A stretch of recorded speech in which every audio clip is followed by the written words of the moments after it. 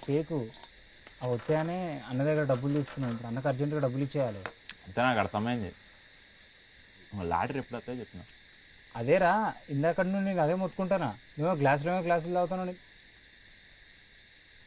ఆయనోడు ఎవడరా? నువ్వెందుకు వస్తాను? నాకు కరెక్ట్గా ఆ లాటరీ ఎప్పుడు వస్తాయో చెప్పు. అంతే.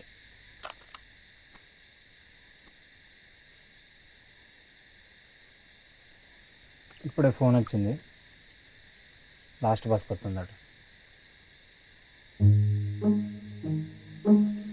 అరే ఏమారా?